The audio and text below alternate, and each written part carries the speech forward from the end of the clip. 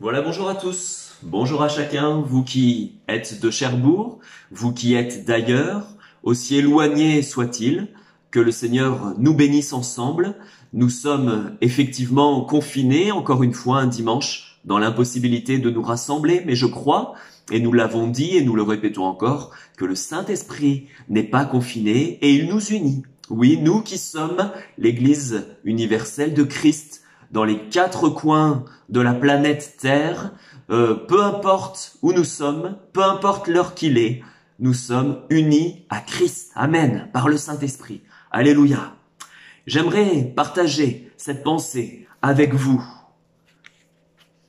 Et je pense que vous serez d'accord avec moi pour dire que dans une relation amoureuse par exemple, une relation amicale ou même une relation familiale, pour que ça marche, il faut absolument s'en donner les moyens.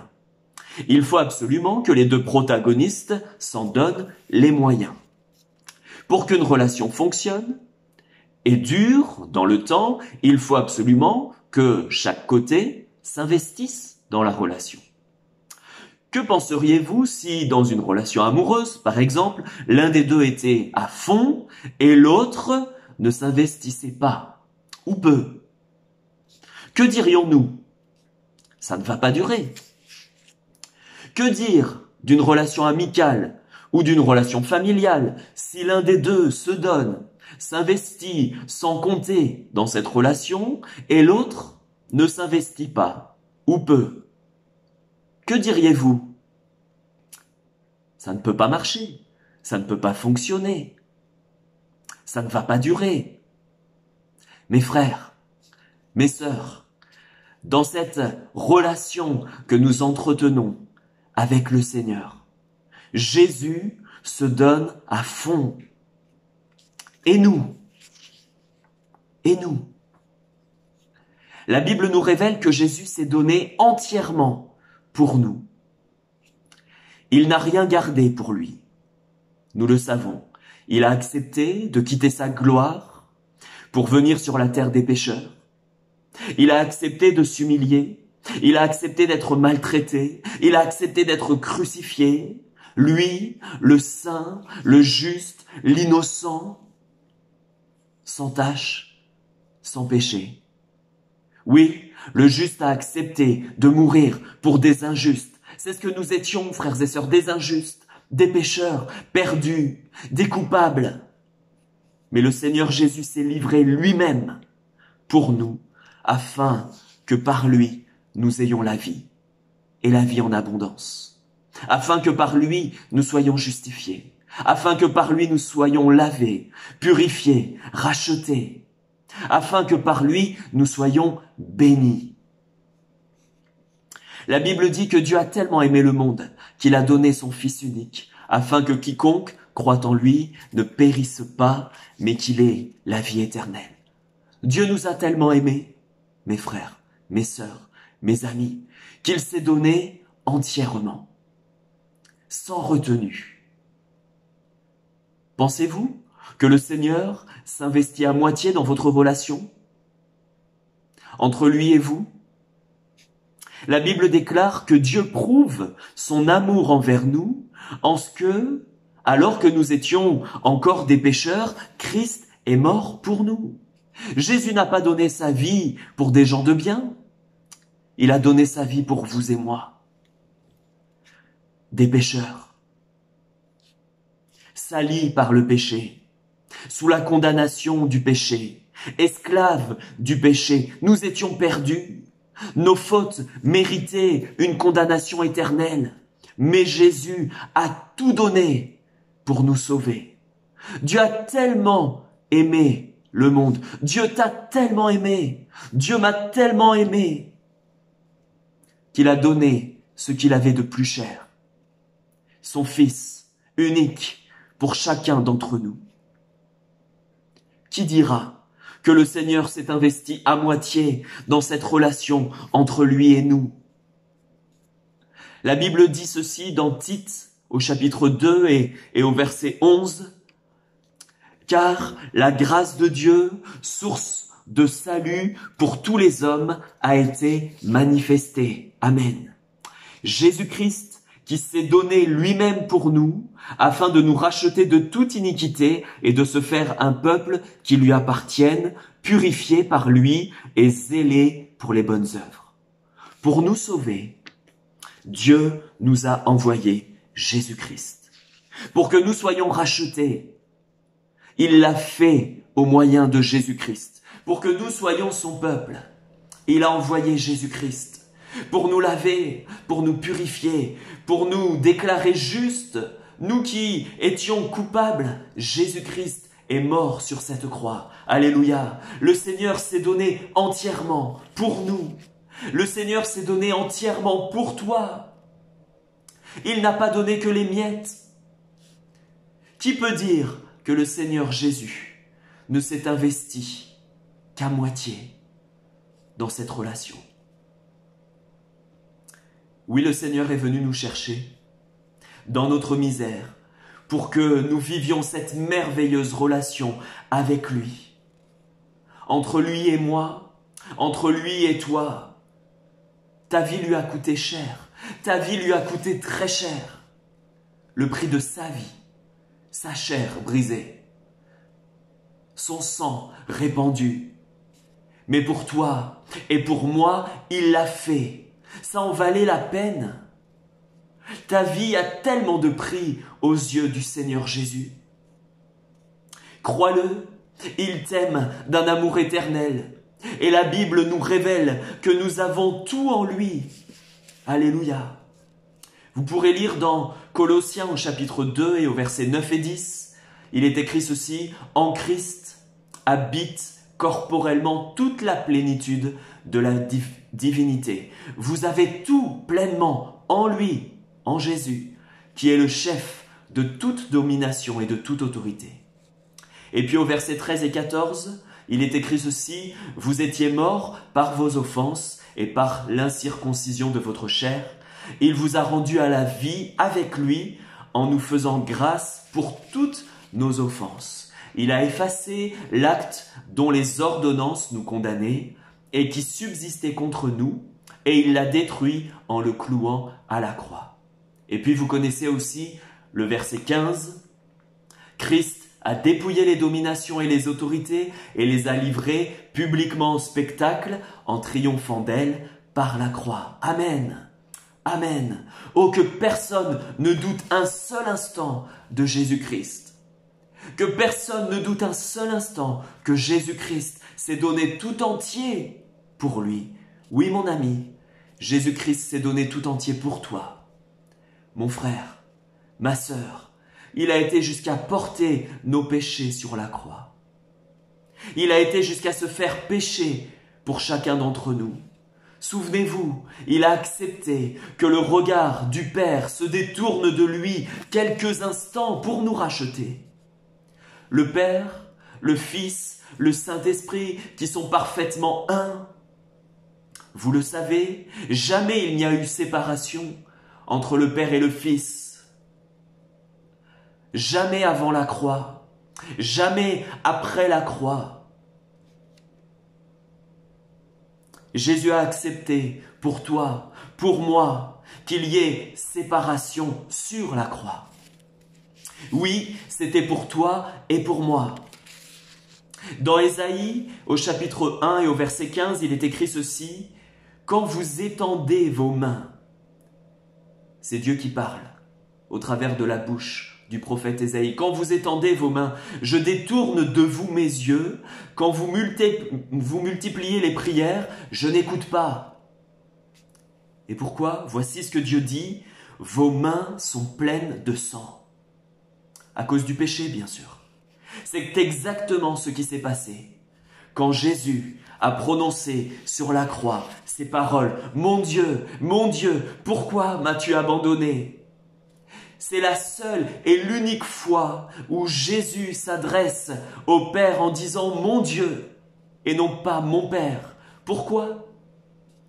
Parce que Jésus s'est fait pécher pour toi, sur la croix, à ta place, à ma place.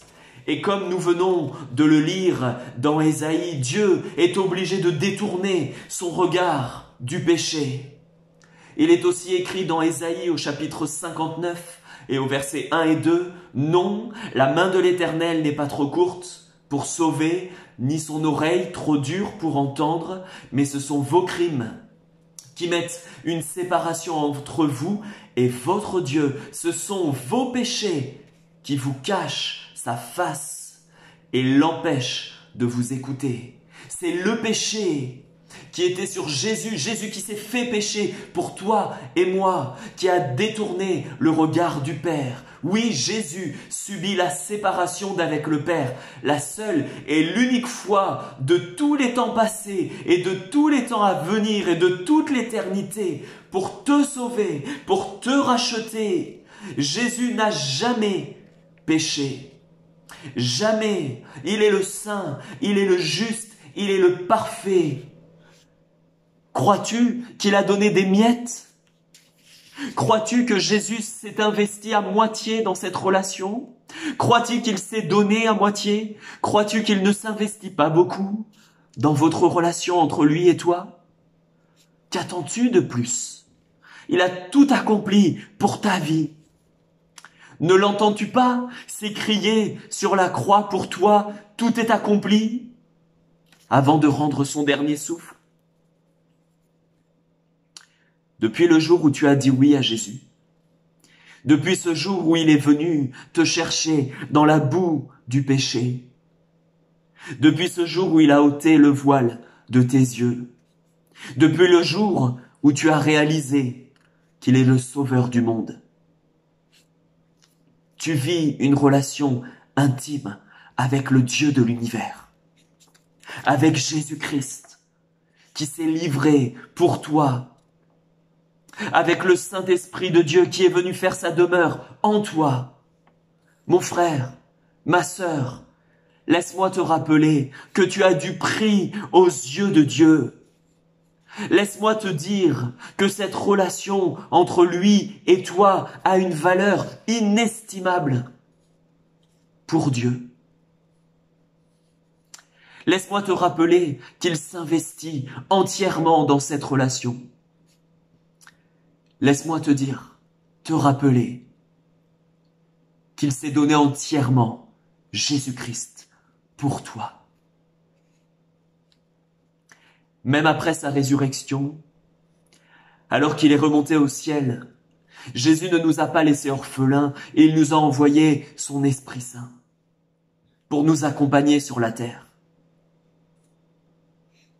Je t'encourage ce matin, de la part du Seigneur, à t'investir dans cette relation. Cette relation, elle est vouée à l'échec si tu ne t'en donnes pas les moyens. Cette relation, elle est vouée à l'échec si tu ne te donnes pas au Seigneur entièrement. Jésus ne t'a pas donné des miettes. Je t'en supplie, ne lui donne pas des miettes. Comment nous donnons-nous au Seigneur Jésus? Que lui offrons-nous?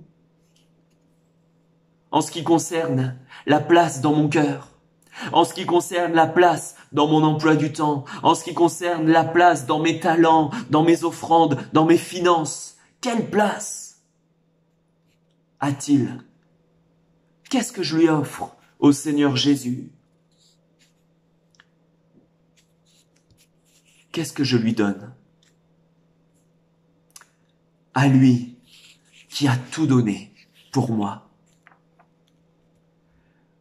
Le roi David s'est exprimé ainsi et vous pourrez le lire dans 1 Chronique au chapitre 21 et au verset 24. « Je n'offrirai pas un holocauste qui ne me coûte rien. » Puis-je en dire autant? Aujourd'hui, on veut beaucoup recevoir, sans que ça nous coûte quoi que ce soit. Mes amis, une vie victorieuse avec Jésus, ça a un coût. Être debout, être prêt, quand Jésus va revenir chercher son Église, ceux qui lui appartiennent, ça a un coût.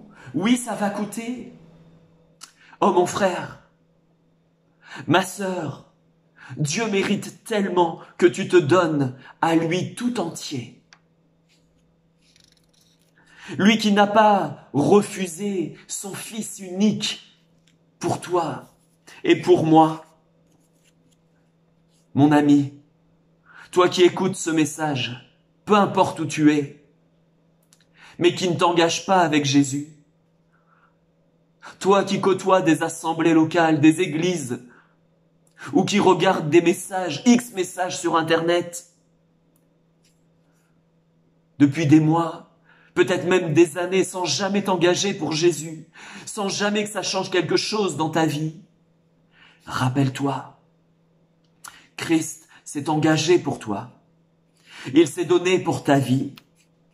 Il ne s'est pas trompé. Tu vaux tellement la peine d'être sauvé. Tu vaux tellement la peine d'être racheté. Tu vaux tellement la peine d'être un enfant de Dieu. Tu vaux tellement la peine que Jésus veut passer son éternité avec toi aussi. Et pour cela, il s'est donné entièrement. Crois au Seigneur Jésus. Confesse qu'il est le seul sauveur. Confesse qu'il est le seul Seigneur. Demande pardon à Jésus pour tes péchés.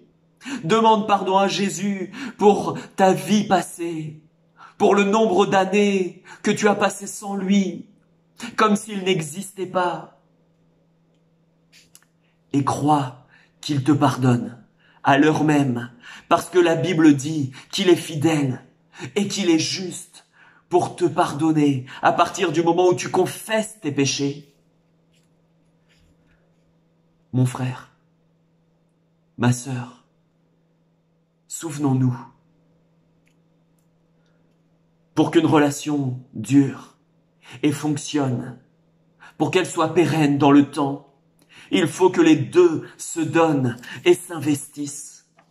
Jésus s'est donné pour toi.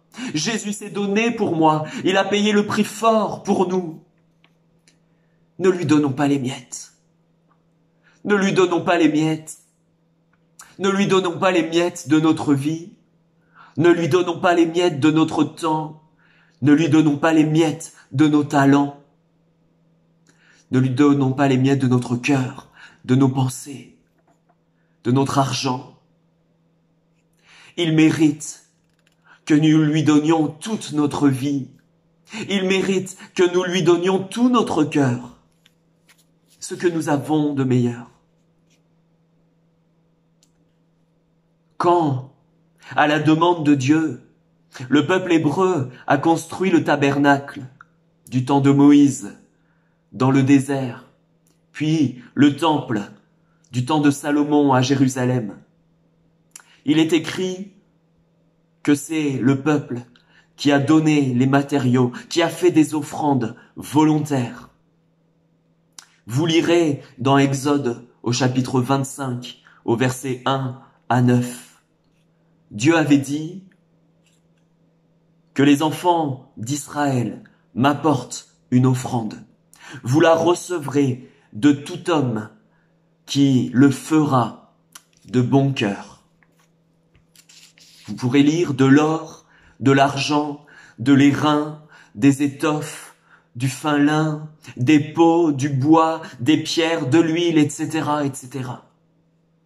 Et puis vous lirez aussi dans 1 Chronique, au chapitre 29, du verset 6 au verset 9, pour le temple, il est précisé que le peuple se réjouit de leurs offrandes volontaires qu'ils avaient fait au Seigneur.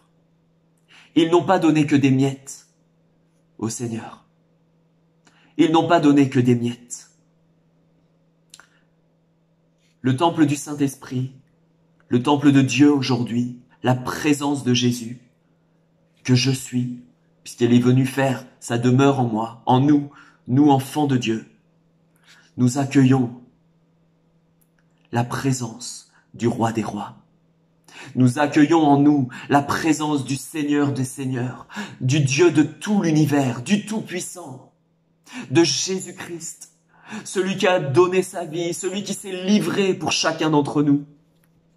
Il nous fait l'immense honneur, lui que les cieux des cieux ne peuvent contenir. Il nous fait l'immense honneur de venir faire sa demeure en nous. Nous qui lui appartenons. Mon frère, ma sœur, je terminerai sur ces quelques mots. Donnons-lui le meilleur de nous-mêmes. Ne lui donnons pas que les miettes. Ne lui réservons pas que ce qu'il nous reste.